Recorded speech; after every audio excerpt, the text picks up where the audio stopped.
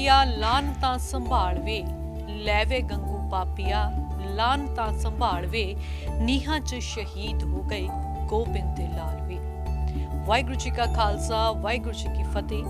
गुरु गोबिंद सिंह जी दे छोटे साहिबजादियां नूं नीहां विच चुना के शहीद कर दिता गया सी।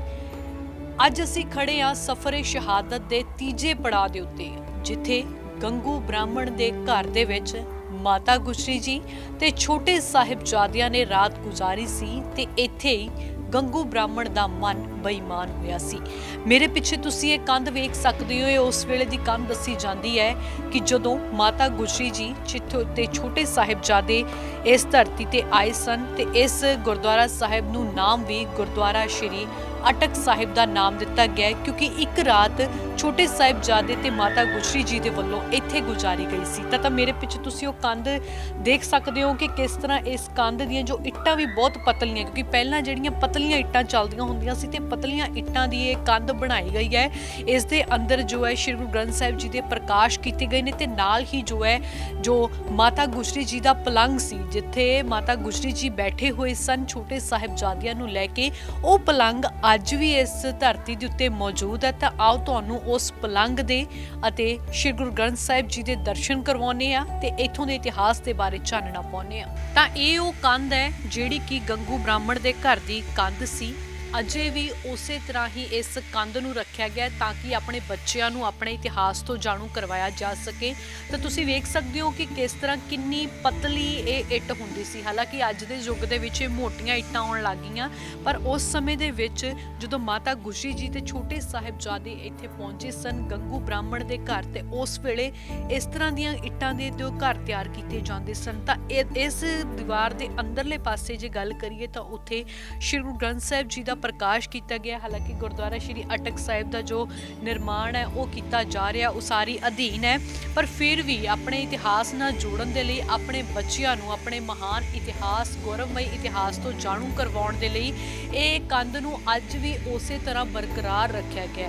ਤੁਸੀਂ ਵੇਖ ਸਕਦੇ ਹੋ ਕਿ ਕਿਸ ਤਰ੍ਹਾਂ ਪਿਛਲੇ ਜ਼ਮਾਨੇ ਦੇ ਵਿੱਚ ਜੋ ਹੈ ਰੋਸ਼ਨਦਾਨ, ਲਾਈਟਾਂ ਨਹੀਂ ਸੀ ਹੁੰਦੀਆਂ, ਰੋਸ਼ਨਦਾਨ ਰੱਖੇ ਜਾਂਦੇ ਸਨ, ਤਾਂ ਉਸੇ ਤਰ੍ਹਾਂ ਇਹ ਪੂਰੇ ਤਰੀਕੇ ਦੇ ਨਾਲ ਰੋਸ਼ਨਦਾਨ ਬਣਾਇਆ ਗਿਆ। ਦੂਜੇ ਪਾਸੇ ਪਾਣੀ ਵਗੈਰਾ ਦੀ ਨਿਕਾਸੀ ਦੇ ਲਈ ਵੀ ਕੰਧ ਦੇ ਵਿਚਕਾਰ ਹੀ ਇੱਕ ਮੋਹਰਾ ਰੱਖਿਆ ਜਾਂਦਾ ਸੀ। ਉਸ ਦੇ ਦਰਮਿਆਨ ਜਦੋਂ ਮੀਂਹ ਕਣੀ ਜਾਂ ਕਿਸੇ ਤਰ੍ਹਾਂ ਦੀ ਕੋਈ ਬਾਰਿਸ਼ ਪੈਂਦੀ ਸੀ ਤਾਂ ਉਸ ਵੇਲੇ ਇਹ ਪਾਣੀ ਇਸ ਦੇ ਰਾਹੀਂ ਥੱਲੇ ਆ ਜਾਂਦਾ ਸੀ। ਤਾਂ ਇਹੀ ਕਾਰਨ ਹੈ ਕਿ ਇਸ ਕੰਧ ਦੇ ਆਲੇ ਦੁਆਲੇ ਕਾਫੀ ਕਾਈ ਵੀ ਜੰਮੀ ਹੋਈ ਹੈ ਤੇ ਅੱਜ ਵੀ ਇਸ ਨੂੰ ਉਸੇ ਤਰ੍ਹਾਂ ਹੀ ਰੱਖਿਆ ਗਿਆ। ਹਾਲਾਂਕਿ ਜੇ ਆਪਾਂ ਕੰਧ ਦੇ ਥੋੜੀ ਜਿਹੀ ਉੱਪਰ ਕਰੀਏ, ਛੱਤ ਦੀ ਗੱਲ ਕਰੀਏ, ਤਾਂ ਛੱਤ ਨੂੰ ਥੋੜਾ ਜਿਹਾ ਉਸ ਨੂੰ ਆਧੁਨਿਕ ਯੁੱਗ ਦੇ ਵਿੱਚ ਤਬਦੀਲ ਕੀਤਾ ਗਿਆ ਕਿਉਂਕਿ ਪੁਰਾਣੀਆਂ ਛੱਤਾਂ ਜੋ ਕਹੀਆਂ ਜਾਂਦੀਆਂ ਸਨ ਇੰਨੀਆਂ ਮਜ਼ਬੂਤ ਨਹੀਂ ਹੁੰਦੀਆਂ ਸਨ, ਪਰ ਅੱਜ ਵੀ ਜੋ ਹੈ ਇਹ ਕੰਧ ਨੂੰ ਉਸੇ ਤਰ੍ਹਾਂ ਹੀ ਰੱਖਿਆ ਗਿਆ। ਹਾਲਾਂਕਿ ਇੱਕ ਕੰਧ ਦੇ ਵਿੱਚ ਆਪਾਂ 3 ਦੇ ਕਰੀਬ ਜੋ ਇਹ ਰੋਸ਼ਨਦਾਨ ਲਗਾਏ ਗਏ ਨੇ, 2 ਜਿਹੜੇ ਹੈ ਪਾਣੀ ਵਗੈਰਾ ਦੀ ਨਿਕਾਸੀ ਦੇ ਲਈ ਇਹ ਜੋ ਛੇਦ ਬਣਾਏ ਗਏ ਨੇ। ਤਾਂ ਇਸ ਤਰ੍ਹਾਂ ਇਹ ਪੂਰਨ ਤੌਰ ਤੇ ਕੰਧ ਉਸ ਜ਼ਮਾਨੇ ਦੀ ਹੈ ਜਦੋਂ ਮਾਤਾ ਗੁਜਰੀ ਜੀ ਤੇ ਛੋਟੇ ਸਾਹਿਬਜ਼ਾਦਿਆਂ ਦੇ ਵੱਲੋਂ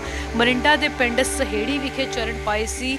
ਇਸ ਧਰਤੀ ਦੇ ਉੱਤੇ ਚਰਨ ਪਾ ਕੇ ਗੰਗੂ ਬ੍ਰਾਹਮਣ ਦੇ ਘਰ ਦੇ ਵਿੱਚ ਜੋ ਹੈ ਇੱਕ ਰਾਤ ਗੁਜ਼ਾਰੀ ਸੀ ਤੇ ਇਸ ਤੋਂ ਬਾਅਦ ਗੰਗੂ ਬ੍ਰਾਹਮਣ ਦਾ ਮਨ ਜਿਹੜਾ ਬੇਈਮਾਨ ਹੋਇਆ ਸੀ ਤੇ ਉਸਨੇ ਛੋਟੇ ਸਾਹਿਬਜ਼ਾਦਿਆਂ ਨੂੰ ਜੋ ਹੈ ਉੱਥੇ ਕੋਤਵਾਲੀ ਲੈ ਕੇ ਚਲਾ ਗਿਆ ਸੀ। ਕੋਤਵਾਲੀ ਵਿਖੇ ਜੋ ਮਰਿੰਡਾ ਜੇਲ੍ਹ ਹੈ, ਉੱਥੇ ਗੁਰਦੁਆਰਾ ਸ਼੍ਰੀ ਕੋਤਵਾਲੀ ਸਾਹਿਬ ਸੁਸ਼ੋਭਿਤ ਹੈ, ਉੱਥੇ ਉਹਨਾਂ ਨੂੰ ਇੱਕ ਰਾਤ ਗੁਜ਼ਾਰਨੀ ਪਈ ਸੀ। ਇਹ ਤੀਜੇ ਪੜਾਅ ਦੀ ਅਸੀਂ ਜ਼ਿਕਰ ਕਰ ਰਹੇ ਹਾਂ ਕਿ ਇਹ ਉਹ ਕੰਧ ਬਾਰ-ਬਾਰ ਤੁਹਾਨੂੰ ਦਿਖਾਉਣ ਦੀ ਕੋਸ਼ਿਸ਼ ਕਰ ਰਹੇ ਹਾਂ ਕਿ ਕਿਸ ਤਰ੍ਹਾਂ ਉਸ ਵੇਲੇ ਪੈਰਾਂ ਦੇ ਵਿੱਚ ਨਾ ਕੋਈ ਜੁੱਤੀ ਸੀ, ਤਨ ਦੇ ਉੱਤੇ ਨਾ ਕੋਈ ਮੋਟੇ ਕੱਪੜੇ ਸਨ ਤੇ ਉਸ ਵੇਲੇ ਮਾਤਾ ਗੁਜਰੀ ਜੀ ਆਪਣੇ ਸਾਹਿਬਜ਼ਾਦਿਆਂ ਦੇ ਬਾਂਹ ਫੜ ਕੇ ਗੰਗੂ ਬ੍ਰਾਹਮਣ ਦੇ ਨਾਲ ਇਸ ਥਾਂ ਦੇ ਉੱਤੇ ਪਹੁੰਚੇ ਸਨ ਤੇ ਇੱਕ ਰਾਤ ਜੋ ਹੈ ਗੁਜ਼ਾਰੀ ਗਈ ਸੀ।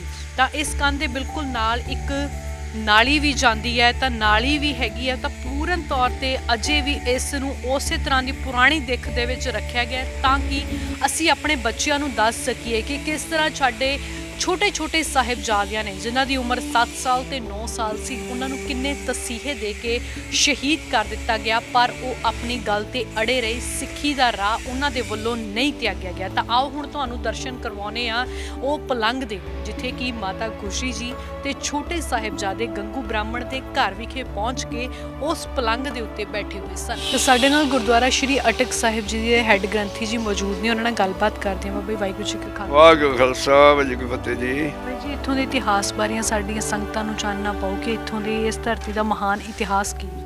ਸਾਧ ਸੰਗਤ ਜੀਓ, ਜਦੋਂ ਸਤਿਗੁਰੂ ਪਾਤਸ਼ਾਹ ਸਾਹਿਬ ਸ੍ਰੀ ਗੁਰੂ ਗੋਬਿੰਦ ਸਿੰਘ ਪਾਤਸ਼ਾਹ ਜੀ ਸਰਸੇ ਦੇ ਵਿਛੋੜਾ ਪੈਂਦਾ ਹੈ, ਉੱਥੇ ਅੱਜ ਕੱਲ੍ਹ ਕੰਮੋ ਮਾਸ਼ਕ ਦੀ ਝੁੱਗੀ ਵੱਜਦੀ ਹੈ, ਉੱਥੇ ਗੁਰਦੁਆਰਾ ਸਾਹਿਬ ਜੀ। ਉੱਥੇ ਇਸੇ ਨਗਰ ਦਾ ਗੰਗੂ ਬ੍ਰਾਹਮਣ ਮਿਲਿਆ, ਬਾਬਾ ਜੋਰਾਵਰ ਸਿੰਘ, ਬਾਬਾ ਫਤਿਹ ਸਿੰਘ, ਮਾਤਾ ਗੁਜਰ ਕੌਰ ਜੀ ਨੂੰ। ਉਹ ਇਸੇ ਪਿੰਡ ਦੇ ਵਿੱਚ ਆਪਣੇ ਪਿੰਡ ਐਸ ਕਰ ਲਿਆ ਆ, ਰਾਤ ਇੱਥੇ ਰੱਖੇ 8 ਪੋਹ ਨੂੰ ਇੱਥੇ ਰਾਤ ਰਹਿੰਦੇ। ਸਵੇਰੇ ਜਾਣੇ ਕੰਮ ਆਣੇ ਕੰਮ ਰੁੰਡੇ ਜਾ ਕੇ ਥਾਣੇ 'ਚ ਉਹਨੇ ਸ਼ਿਕਾਇਤ ਕਰਕੇ ਸਾਹਿਬਜ਼ਾਦਿਆਂ ਤੇ ਮਾਤਾ ਗੁਜਰ ਕੌਰ ਨੂੰ ਗ੍ਰਿਫਤਾਰ ਕਰਾਤਾ। 9 ਪੋਹ ਨੂੰ ਮਰੰਡੇ ਰਹੇ ਜੀ ਕੋਤਵਾਲੀ ਸਾਹਿਬ, ਹੁਣ ਅੱਜ ਕੱਲ੍ਹ ਗੁਰਦੁਆਰਾ ਸਾਹਿਬ ਹੈ, ਅਤੇ ਫਤਿਹਗੜ੍ਹ ਸਾਹਿਬ 10 ਪੋਹ ਨੂੰ। ਅਤੇ ਇਸ ਸਥਾਨ ਦਾ ਨਾਮ ਗੁਰਦੁਆਰਾ ਸ੍ਰੀ ਅਟਕ ਸਾਹਿਬ ਹੈ, ਪਿੰਡ ਸਹੇੜੀ, ਜ਼ਿਲ੍ਹਾ ਰੋਪੜ। ਦਾਸ ਮੁੱਖ ਸੇਵਾਦਾਰ ਨਿਰਮਲ ਸਿੰਘ ਖਾਲਸਾ, ਮਾਤਾ ਗੁਜਰ ਕੌਰ ਚੈਰੀਟੇਬਲ ਟਰੱਸਟ ਵੱਲੋਂ ਸੇਵਾ ਚੱਲਦੀ ਹੈ ਸੰਗਤਾਂ ਦੇ ਸਹਿਯੋਗ ਦੇ ਨਾਲ। ਸਾਰੀਆਂ ਨਗਰ ਦੀਆਂ ਸੰਗਤਾਂ, ਇਲਾਕੇ ਦੀਆਂ ਬਲਦ ਦੀਆਂ ਸੰਗਤਾਂ ਦੇ ਸਹਿਯੋਗ ਨਾਲ ਸੇਵਾ ਚੱਲ ਰਹੀ ਹੈ ਜੀ। ਆਪ ਸੰਗਤਾਂ ਨੂੰ ਬੇਨਤੀ ਹੈ, ਇਸ ਪਵਿੱਤਰ ਸਥਾਨ ਦੇ ਨਤਮਸਤਕ ਹੋ ਦਰਸ਼ਨ ਕਰੋ।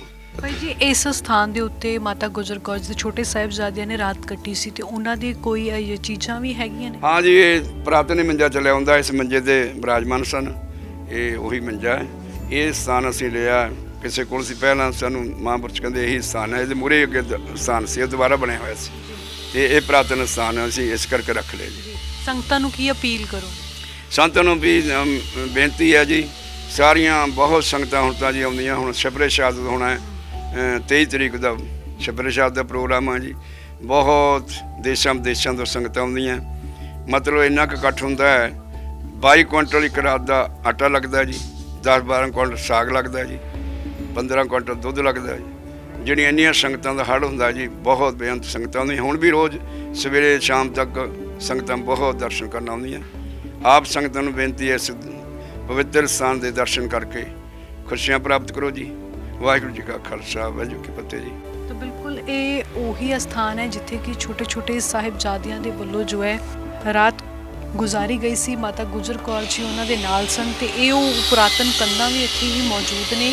ਹਾਲਾਂਕਿ ਗੁਰਦੁਆਰਾ ਸਾਹਿਬ ਦਾ ਜੋ ਕੰਮ ਹੈ, ਉਸਾਰੀ ਦਾ ਕੰਮ ਆ, ਉਹ ਕੀਤਾ ਜਾ ਰਿਹਾ ਤਾਂ ਕਿ ਉਸੇ ਤਰ੍ਹਾਂ ਦੀ ਦਿੱਖ ਦੇਣ ਦੀ ਕੋਸ਼ਿਸ਼ ਕੀਤੀ ਜਾਵੇ, ਸਾਡੇ ਨੌਜਵਾਨਾਂ ਨੂੰ ਦਿਖਾਉਣ ਦੀ ਕੋਸ਼ਿਸ਼ ਕੀਤੀ ਜਾਵੇ। ਤਾਂ ਇਹ ਉਹ ਪੁਰਾਣੀ ਕੰਧ ਹੈ ਜੋ ਅੱਜ ਤੋਂ ਕਈ ਸਮਾਂ ਪਹਿਲਾਂ ਸੀ। ਕਿਸ ਤਰ੍ਹਾਂ ਇਸ ਦੇ ਵਿੱਚ ਉਸ ਸਮੇਂ ਬਿਜਲੀ ਨਹੀਂ ਹੁੰਦੀ ਸੀ, ਲਾਈਟ ਨਹੀਂ ਹੁੰਦੀ ਸੀ, ਇਸ ਕਰਕੇ ਇਸ ਤਰ੍ਹਾਂ ਦੇ ਰੋਸ਼ਨਦਾਨ ਰੱਖੇ ਜਾਂਦੇ ਸਨ, ਤੇ ਖਾਸ ਤੌਰ 'ਤੇ ਇਸ ਸਥਾਨ ਦੇ ਉੱਤੇ ਸ਼੍ਰੀ ਗੁਰੂ ਗ੍ਰੰਥ ਸਾਹਿਬ ਜੀ ਦਾ ਪ੍ਰਕਾਸ਼ ਕੀਤਾ ਗਿਆ। ਤੇ ਦੂਜੇ ਪਾਸੇ ਉਹ ਪੁਰਾਤਨ ਪਲੰਗ ਵੀ ਮੌਜੂਦ ਹੈ ਜਿੱਥੇ ਕਿ ਮਾਤਾ ਗੁਜਰੀ ਜੀ ਤੇ ਛੋਟੇ ਛੋਟੇ ਸਾਹਿਬਜ਼ਾਦੇ ਗੰਗੂ ਬ੍ਰਾਹਮਣ ਦੇ ਘਰ ਵਿਖੇ ਆ ਕੇ ਰੁਕੇ ਸਨ। ਤੇ ਇੱਥੇ ਹੀ ਗੰਗੂ ਬ੍ਰਾਹਮਣ ਦੇ ਵੱਲੋਂ ਰਾਤ ਨੂੰ ਜੋ ਸੋਨੇ ਦੀਆਂ ਮੋਹਰਾਂ ਸੀ ਉਹ ਚੋਰੀ ਕੀਤੀਆਂ ਜਾਂਦੀਆਂ ਨੇ। ਤੇ ਜਦੋਂ ਮਾਤਾ ਜੀ ਪੁੱਛਦੇ ਨੇ ਕਿ ਇਹ ਮੋਹਰਾਂ ਤੁਹਾਡੇ ਵੱਲੋਂ ਚੋਰੀ ਕੀਤੀਆਂ ਗਈਆਂ ਨੇ, ਤਾਂ ਉਸ ਨੂੰ ਲੈ ਕੇ ਕਾਫੀ ਗੁੱਸੇ ਦੇ ਵਿੱਚ ਆ ਜਾਂਦੇ ਗੰਗੂ ਬ੍ਰਾਹਮਣ, ਤੇ ਮੋਰਿੰਡੇ ਜਾ ਕੇ ਮਾਤਾ ਗੁਜਰੀ ਜੀ ਤੇ ਛੋਟੇ ਸਾਹਿਬਜ਼ਾਦਿਆਂ ਦੇ ਬਾਰੇ ਕੋਤਵਾਲੀ ਨੂੰ ਦੱਸ ਆਉਂਦੇ ਨੇ। ਤੇ ਅਗਲੀ ਸਵੇਰ ਜੋ ਹੈ ਗੁਰਦੁਆਰਾ ਕੋਤਵਾਲੀ ਸਾਹਿਬ ਜਿੱਥੇ ਅੱਜ ਕੱਲ੍ਹ ਸੁਸ਼ੋਭਿਤ ਹੈ, ਉੱਥੇ ਛੋਟੇ ਸਾਹਿਬਜ਼ਾਦਿਆਂ ਨੂੰ ਮੋਰਿੰਡੇ ਦੀ ਜੇਲ੍ਹ ਦੇ ਵਿੱਚ ਲੈ ਕੇ ਜਾਇਆ ਜਾਂਦਾ ਹੈ। ਤਾਂ ਉਹ ਪਲੰਗ ਹੈ, ਹਾਲਾਂਕਿ ਇਸ ਦੀ ਵੀ ਥੋੜ੍ਹਾ ਜਿਹਾ ਇਸ ਦੀ ਬਣਤਰ ਤਿਆਰ ਕੀਤੀ, ਪਰ ਅਜੇ ਵੀ ਇਸ ਦੀ ਬਣਤਰ ਉਸੇ ਤਰ੍ਹਾਂ ਦੀ ਪੁਰਾਤਨ ਰੱਖਣ ਦੀ ਕੋਸ਼ਿਸ਼ ਕੀਤੀ ਗਈ ਹੈ। ਹਾਲਾਂਕਿ ਇਸ ਦੇ ਇੱਕ ਪਾਵੇ ਦੇ ਉੱਤੇ ਪਾੜ ਵੀ ਪੈ ਗਿਆ, ਪਰ ਫਿਰ ਵੀ ਇਹ ਪਲੰਗ ਇਨ ਬਿਨ ਉਵੇਂ ਹੀ ਰੱਖਿਆ ਗਿਆ ਤਾਂ ਕਿ ਸਾਡੇ ਬੱਚਿਆਂ ਨੂੰ ਪਤਾ ਲੱਗ ਸਕੇ ਕਿ ਇਹ ਸਾਡਾ ਮਹਾਨ ਇਤਿਹਾਸ ਕਿੰਨਾ ਵਿਸ਼ਾਲ ਹੈ, ਤੇ ਅਸੀਂ ਕਿਹੜੇ ਰਾਹਾਂ ਦੇ ਉੱਤੇ ਜਾ ਰਹੇ ਹਾਂ, ਕਿਉਂ ਅਸੀਂ ਕੁਰਾਹੇ ਪੈ ਰਹੇ ਹਾਂ। ਤਾਂ ਇਹ ਉਹ ਪਲੰਗ ਹੈ ਜਦੋਂ ਗੰਗੂ ਬ੍ਰਾਹਮਣ ਦੇ ਘਰ ਵਿਖੇ ਪਹੁੰਚੇ ਸਨ ਛੋਟੇ ਸਾਹਿਬਜ਼ਾਦੇ ਮਾਤਾ ਗੁਜਰ ਕੌਰ ਜੀ ਕੁੰਮਾ ਮਾਸ਼ਕੀ ਦੀ ਝੁੱਗੀ ਤੋਂ ਬਾਅਦ, ਤਾਂ ਇੱਥੇ ਰੁਕੇ ਸਨ ਤੇ ਇਸ ਪਲੰਗ ਦੇ ਉੱਤੇ ਵਿਰਾਜਮਾਨ ਹੋਏ ਸਨ। ਤੇ ਅੱਜ ਵੀ ਜੋ ਇੱਥੇ ਅਖੰਡ ਪਾਠਾਂ ਦੀ ਲੜੀ ਚਲਾਈ ਜਾਂਦੀ ਹੈ ਤੇ ਸਮਾਗਮ ਕਰਵਾਏ ਜਾਂਦੇ ਨੇ। ਤਾਂ ਅਜਿਹੀ ਸਾਨੂੰ ਸਾਰਿਆਂ ਨੂੰ ਲੋੜ ਹੈ ਆਪਣੇ ਸਿੱਖ ਧਰਮ ਵੱਲ ਵਾਪਸ ਪਰਤਾਉਣ ਦੀ, ਕਿਉਂਕਿ ਸਾਡਾ ਇਤਿਹਾਸ ਇੰਨਾ ਵੱਡਾ ਹੈ ਕਿ ਜੇਕਰ ਅਸੀਂ ਆਪਣੇ ਇਤਿਹਾਸ ਨੂੰ ਭੁੱਲ ਜਾਵਾਂਗੇ ਤਾਂ ਅਸੀਂ ਕੱਖਾਂ ਦੇ ਵਿੱਚ ਰੁਲ ਜਾਵਾਂਗੇ। ਇਸ ਕਰਕੇ ਜੇ ਅਜੇ ਵੀ ਅਸੀਂ ਕੁਰਾਹੇ ਪੈ ਚੁੱਕੇ ਹਾਂ ਤਾਂ ਅੱਜ ਸਾਨੂੰ ਲੋੜ ਹੈ, ਸਮੇਂ ਦੀ ਲੋੜ ਹੈ ਰਾਹੇ ਪੈਣ ਦੀ। ਨਸ਼ਿਆਂ ਦਾ ਰਾਹ ਤਿਆਗ ਕੇ ਪਤਤ ਪੁਣੇ ਵੱਲ ਨਾ ਜਾਈਏ, ਬਲਕਿ ਸਿੱਖੀ ਸਰੂਪ ਨੂੰ ਧਾਰਨ ਕਰੀਏ। ਤਦ ਤੱਕ ਲਈ ਮੈਨੂੰ ਦਿਓ ਆਗਿਆ, ਤੇ ਤੁਸੀਂ ਵੇਖਦੇ ਰਹੋ ਡੇਲੀ ਪੋਸਟ ਪੰਜਾਬੀ।